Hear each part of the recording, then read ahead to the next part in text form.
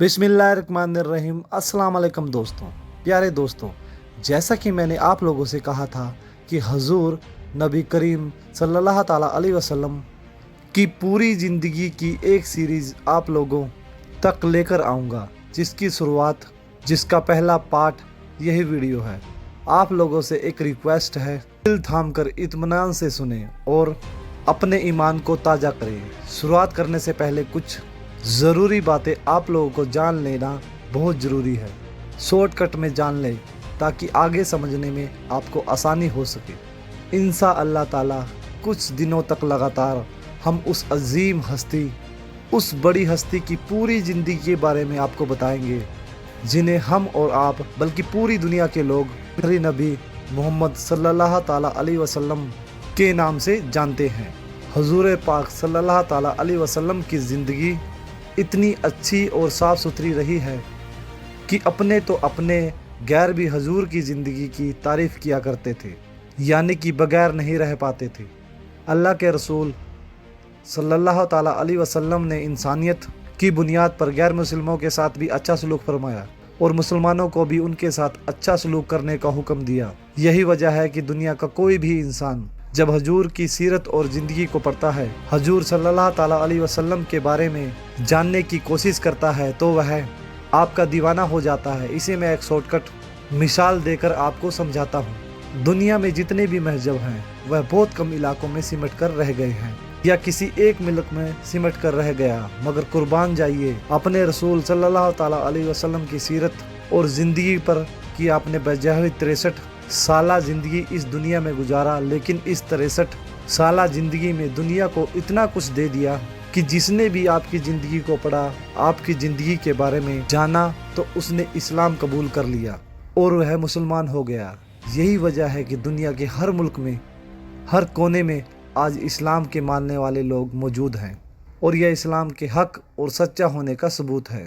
दोस्तों, मजहब इस्लाम तो हज़रत आदम अलैहिस्सलाम से ही शुरू हो गया था। अल्लाह ताला ने इंसानों को पैदा किया तो इंसानों को सही रास्ता दिखाने के लिए, गलत चीज़ों से बचाने के लिए, इंसान को इंसान बनाने के लिए, अखलाक और मोहब्बत सिखाने के लिए कमो बेस 1,24,000 या कमो बेस 2,24,000 अम्बिया कराम और रसूल इज़ाम को भेजा।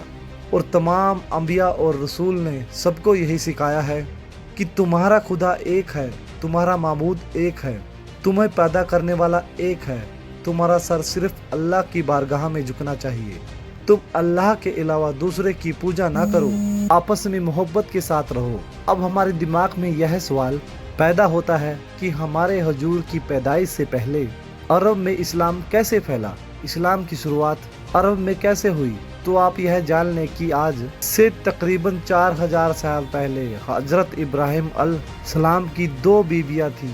एक का नाम हजरत सारा और दूसरी का नाम हजरत हाजरा रजी अल्लाह ताला अन्हा था। हजरत इब्राहिम अलैहिस्सलाम के बड़े बेटे का नाम हजरत इस्माइल अस्सलाम है, जो हजरत हाजरा रजी ताला अन्हा से पैदा हुए थे, और छोटे बेटे हजरत इसाक अलैहिस्सलाम है, जो हजरत सारा रजी अल्लाह ताला अन्हा से पैदा हुए थे।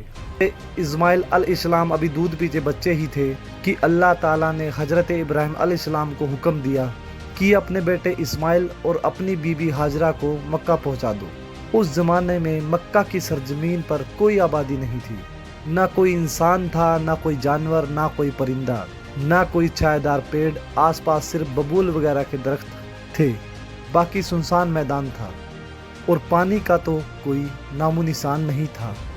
अल्लाह ताला का हुक्म पाते ही हजरत इब्राहिम अलैहिस्सलाम ने हजरत इस्माइल अलैहिस्सलाम और हजरत हाजरा को साथ लिया और फिलिस्तीन से चल पड़े। जब मक्का की सरजमी पर पहुँचे तो सवारी को रोका और उन दोनों को एक पेड़ के नीचे उतारा। फिर हजरत हाजरा को कुछ खजूर और एक मस्क पानी यानी एक चमड़ी की थैली में पानी देकर वापस जाने लगे। आपको वापस जाते देखकर हजरत हाजरा ने पूछा, हमें सुनसान बैबान में किसके सहारे छोड़कर आप जा रहे हो? हजरत इब्राहिम अलैहिस्सलाम ने ना इस बात का कुछ जवाब दिया, ना मुड़कर देखा। जब कई बार पूछने पर जवाब नहीं आया तो हजरत हाजरा ने अर्ज किया, क्या इस तरह हम दोनों को छोड़कर जाने का हुक्म आपको अल्लाह ताला ने दिया है? हजरत इब्राहिम अलैहिस्सलाम ने फरमाया, हाँ। یہ سن کر حضرت ہاجرہ نے اطمینان کا سانس لیا اور بولی کہ جب اللہ تعالیٰ کا حکم ہے تو وہ ہم دونوں کی ضرور حفاظت فرمائیں گے۔ حضرت ہاجرہ رضی اللہ تعالیٰ عنہ کھجور کھاتی اور مشک سے پانی پیتی۔ کچھ دنوں کے بعد کھجور اور پانی ختم ہو گئے۔ آپ بہت پریشان ہوئی، یہاں تک کہ پیاس کی شدت سے آپ کی چھاتی کا دودھ بھی سوکھ گیا۔ اب حضرت اسماعیل علیہ السلام کی جان کے لالے پڑ گئے۔ حضرت اسماعیل علیہ السلام اس وقت بہت ہی ننھے اور دودھ پیتے بچے تھے۔ بھوک اور پیاس کے مارے تڑپ تڑپ کر ایڑیاں رگڑنے لگے۔ حضرت ہاجرہ رضی اللہ تعالیٰ عنہا یہ حال دیکھ کر بے چین ہو گئی اور اپنے ننھے بیٹے کو وہیں چھوڑا اور خود ادھر ادھر دوڑ کر پانی ڈھونڈنے لگی۔ قریب ہی صفا اور مروہ نام کی دو پہاڑیاں تھیں۔ آپ دوڑ کر کبھی صفا پہاڑی پر چڑھتی، کبھی مروہ پر جاتی اور دور دور تک نظریں دوڑا کر پانی کی کھوج کرتی۔ اس طرح آپ نے ان دونوں پہاڑیوں کا 7 مرتبہ چکر لگایا، مگر پانی کا کہیں پتہ نہ چل سکا۔ آخری بار آپ ادھر مروہ کی پہاڑی پر چڑھ کر پانی کی تلاش کر رہی تھی تو فرشتے حضرت جبریل علیہ السلام اللہ تعالیٰ کے حکم سے حضرت اسماعیل علیہ السلام کے پاس آئے اور زمین میں ایک ٹھوکر لگائے، جس سے زمین پھٹ گئی اور پانی کا چشمہ اول پڑا۔ اب حضرت ہاجرہ مایوس ہو کر واپس آئی تو حضرت اسماعیل علیہ السلام کے پاس ایک ابلتا ہوا پانی کا چشمہ دیکھ کر بہت خوش ہوئی۔ پھر آپ نے سوچا کہیں ایسا نہ ہو کہ پانی ادھر ادھر بہہ کر ختم نہ ہو جائے، اس لیے آپ اس چشمہ کے کنارے دھول ڈالتی جاتی اور اپنی سریانی بھاشا میں کہتی جاتی زمزم، جس کا معنی یہ ہے کہ تھم تھم، یعنی رک رک، ٹھہر جا ٹھہر جا۔ بعد میں اس مبارک چشمے کا نام جمجم ہی پڑ گیا۔ پھر حضرت ہاجرہ نے جمجم کا پانی خود پیا اور اپنے ننھے لاڈلے کو پلایا، جس سے دونوں کی جان میں جان آئی اور بھوک پیاس ختم ہوئی۔ جمجم شریف کا یہ اثر ہے کہ وہ کھانے اور پینے دونوں کی جگہ کام کرتا ہے۔ مکہ سے واپس جانے کے بعد حضرت ابراہیم علیہ السلام کا یہ دستور تھا کہ آپ حضرت ہاجرہ اور حضرت اسماعیل علیہ السلام کی دیکھ بھال کے لیے ہر مہینہ مکہ میں آیا کرتے تھے۔ صبح کو آیا کرتے تھے اور مکہ میں آ کر ان دونوں سے ملاقات کرتے تھے اور حال چال پوچھتے، پھر اسی دن دوپہر کے وقت واپس لوٹ جاتے۔ جمجم کا چشمہ ظاہر ہونے کے بعد بنی جرم کا ایک خاندان ڈھونڈتے ڈھونڈتے وہاں آ پہنچا اور جب دیکھا کہ یہاں پانی ہے تو ان لوگوں نے حضرت ہاجرہ رضی اللہ تعالیٰ عنہ کو وہیں آباد ہونے، وہیں بس جانے کی اجازت مانگی۔ آپ نے اجازت دے دی تو وہ لوگ بھی وہیں آباد ہو گئے۔ اب مکہ کی وہ زمین سنسان نہ رہ گئی، بلکہ خاندانی جرم کے پاس جانے کی وجہ سے ہر طرف چہل پہل نظر آنے لگی۔ ایک بستی بس گئی۔ اب کچھ سالوں کے بعد اللہ نے حضرت ابراہیم علیہ السلام کو خانہ کعبہ کی تعمیر کا حکم دیا، یعنی خانہ کعبہ کو بنانے کا حکم دیا، تو انہوں نے اپنے بیٹے اسماعیل علیہ السلام کے ساتھ مل کر اللہ تعالیٰ کے گھر خانہ کعبہ کو بنایا۔ اس کے بعد اس گھر کی زیارت کرنے کا اعلان بھی کر دیا۔ حضرت اسماعیل علیہ السلام اسی جرم خاندان کے لوگوں میں پلے بڑھے جو پانی ڈھونڈتے ہوئے آ کر یہاں پر بس گئے تھے اور انہی لوگوں سے عربی بھاشا سیکھی۔ جب جوان ہوئے تو آپ کی شادی بھی اسی خاندان کی ایک شہزادی سے ہوئی اور آپ کے 12 بیٹے ہوئے اور آپ کی اولاد میں اللہ تعالیٰ اس طرح برکت عطا فرمائی کہ وہ بہت جلد پورے عرب میں پھیل گئے۔ حضرت اسماعیل علیہ السلام کے ایک بیٹے جن کا نام کیدار تھا بہت مشہور ہوئے اور ان کی اولاد خاص مکہ میں آباد رہی اور یہ لوگ اپنے باپ کی طرح ہمیشہ خانہ کعبہ کی خدمت کرتے رہے، یعنی خانہ کعبہ کی خدمت یعنی کہ دیکھ ریکھ کرتے رہے۔ انہی کیدار کی اولاد میں عدنان پیدا ہوئے اور عدنان کی اولاد میں کچھ پیڑھیوں کے بعد قصے پیدا ہوئے، جنہوں نے مکہ مکرم میں لوگوں کو ایک جٹ کر کے لوگوں کی ایک انجمن بنا کر 440 عیسوی میں ایک حکومت بنائی اور ایک قومی پارلیمنٹ بنائی، ایک سنسد بنائی جو دارالندوہ کے نام سے مشہور ہے، اور ایک قومی جھنڈا بنایا جس کو لیوا یا لاوا کہتے تھے۔ اس کے بعد ان کے بیٹے عبد مناف نے اپنے باپ کی حکومت سنبھالی، پھر ان کے بیٹے ہاشم، پھر ان کے بیٹے عبد المطلب، ایک کے بعد ایک دوسرے کی جانشین ہوتے رہے، یعنی ایک کے بعد ایک دوسرے کی جگہ لیتے رہے۔ اللہ تعالیٰ نے عبد المطلب جو کہ ہمارے رسول صلی اللہ تعالیٰ علیہ وسلم کے دادا تھے، ان کو 10 بیٹے عطا فرمائے، جن میں سے حضرت عبداللہ سب سے زیادہ خوبصورت تھے اور یہی ہم سب کے پیارے آقا صلی اللہ تعالیٰ علیہ وسلم کے ابو تھے۔ ان کے بارے میں کچھ ضروری باتیں آپ سنیں۔ ہمارے آقا صلی اللہ تعالیٰ علیہ وسلم کے ابو حضرت عبد المطلب کے تمام بیٹوں میں سب سے زیادہ لاڈلے اور پیارے اور خوبصورت تھے، کیونکہ ان کے ماتھے پر نور محمدی پوری ساقت کی طرح چمک رہا تھا۔ ہر کوئی ان کو اپنا داماد بنانا چاہتا تھا۔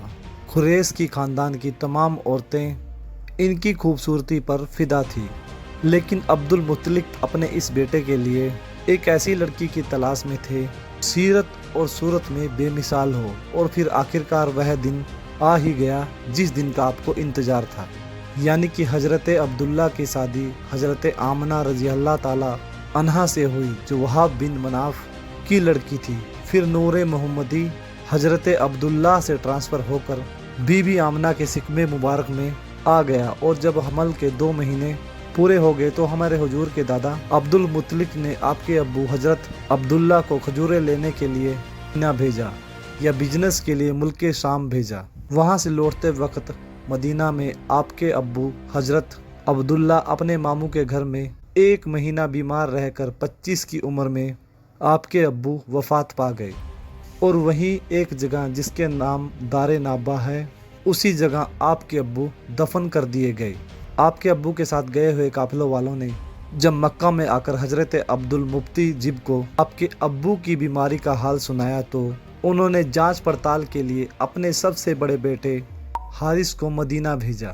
ان کے مدینہ پہنچنے سے پہلے ہی حضرت عبداللہ وفات پا چکے تھے۔ حارث نے واپس مکہ آ کر جب وفات کی خبر سنائی تو سارے خاندان والوں پر ماتم چھا گیا۔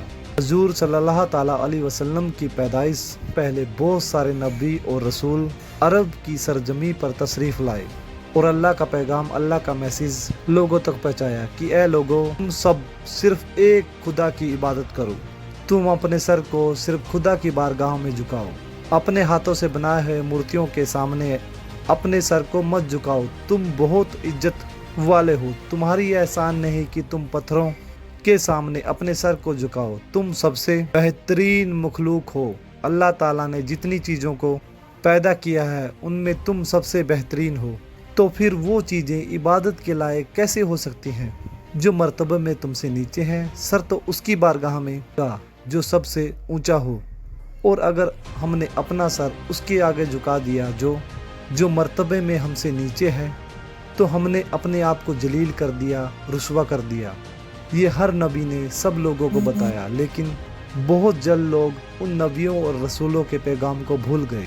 6 ستویں عیسوی کے آخر میں دنیا کے حالات اس طرح بگڑ گئے، لوگ اپنے خدا سے اس طرح دور ہو گئے، لوگ نبیوں اور رسولوں کی سکھائی ہوئی باتوں سے اتنے دور ہو گئے کہ دنیا کے کسی حصے میں کوئی ایسی قوم نہیں تھی جو اللہ تعالیٰ کا نام لیوا ہو، اور اگر کسی قوم میں کوئی آدمی ایسا ہوتا جو اللہ تعالیٰ کا نام لیوا ہوتا تو ان پر جہالت کے اتنے بڑے بڑے پردے پڑے ہوئے تھے کہ ان کی جو اصلی صورت تھی وہ نظر نہیں آتی تھی۔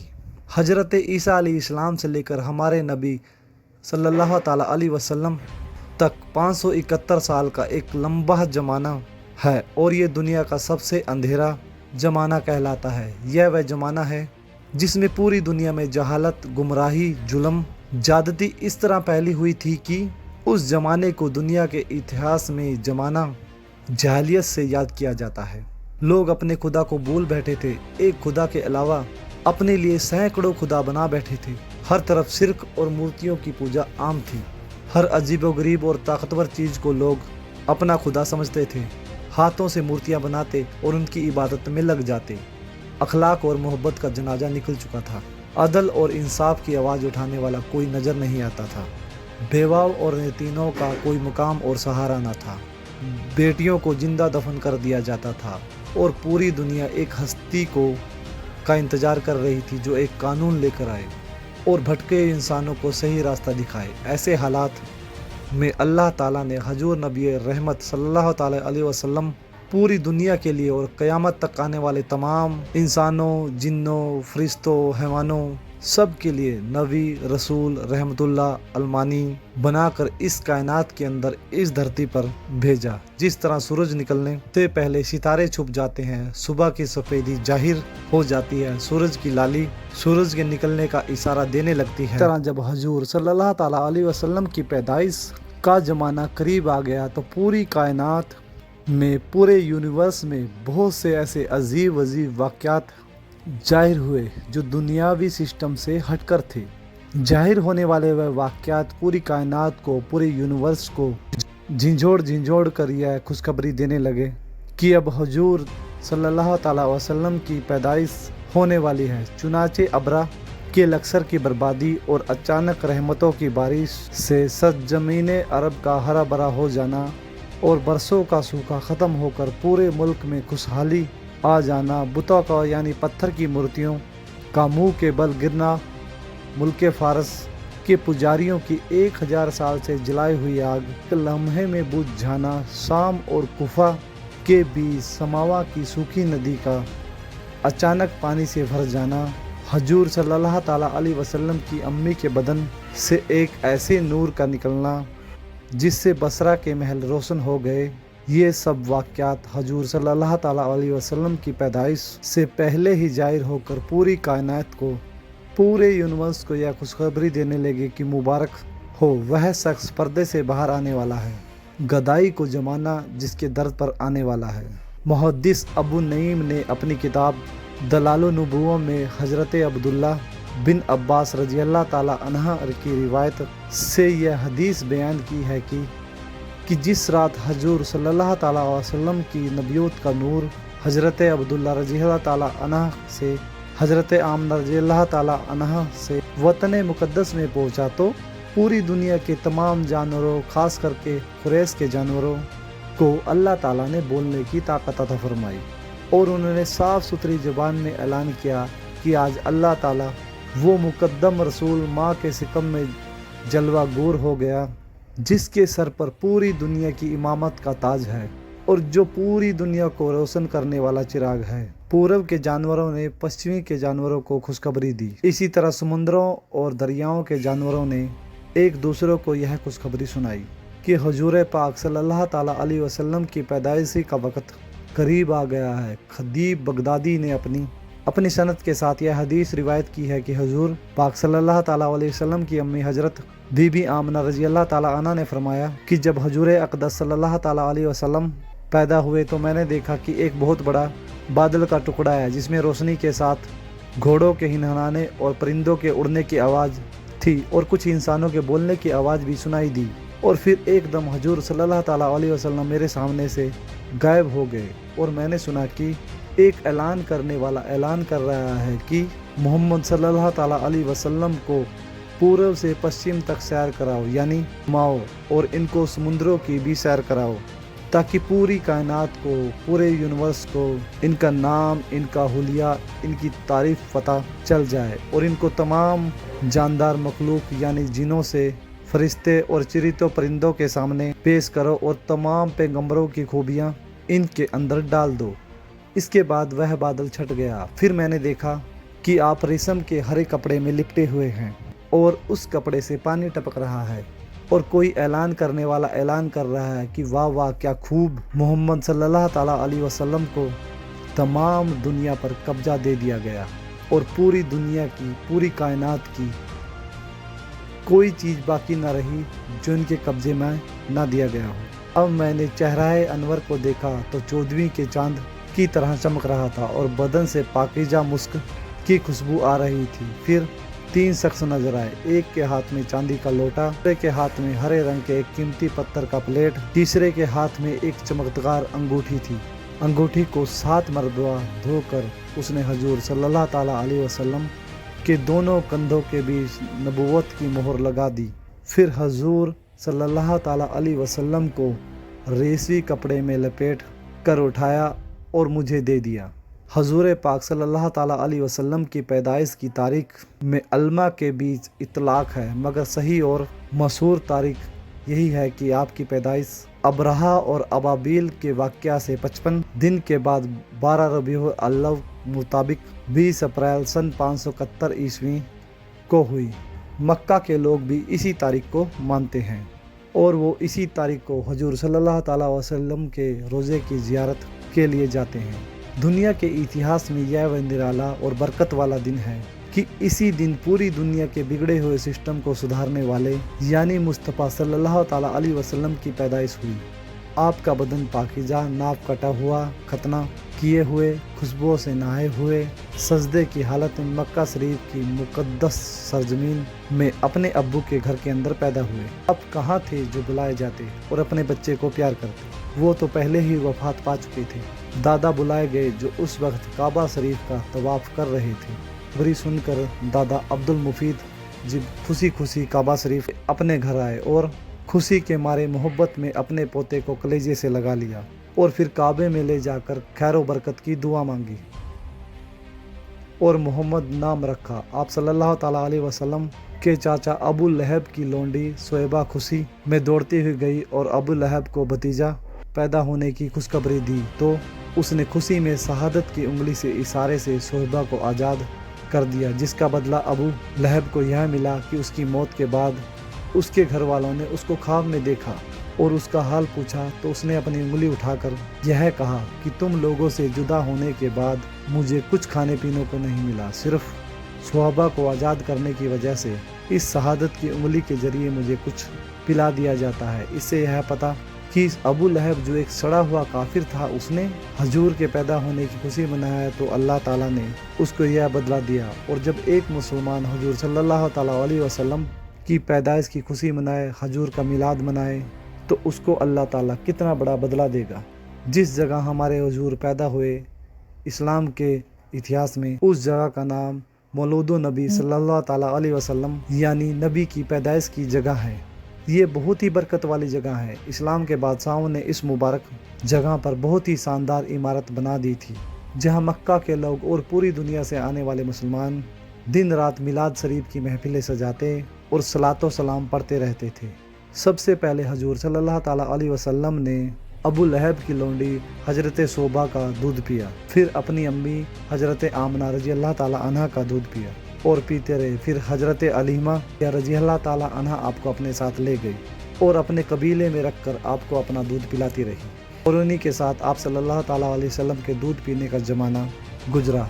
अरब के लोगों का यह दस्तूर था कि वह अपने बच्चों को दूध पिलाने के लिए आसपास के देहातों में भेज देते थे ताकि देहात की साफ़ सुथरी आबोहवा में बच्चों की सेहत भी अच्छी रहे और वह अरबी ज़ुबान भी पूरी तरह सीख जाए। हजरत हलीमा रजी अल्लाह ताला अन्हा का बयान है कि मैं बनी साद की औरतों के साथ दूध पीने वाली बच्चों की तलाश में मक्का को चली। इस साल अरब में बहुत सूखा पड़ा हुआ था।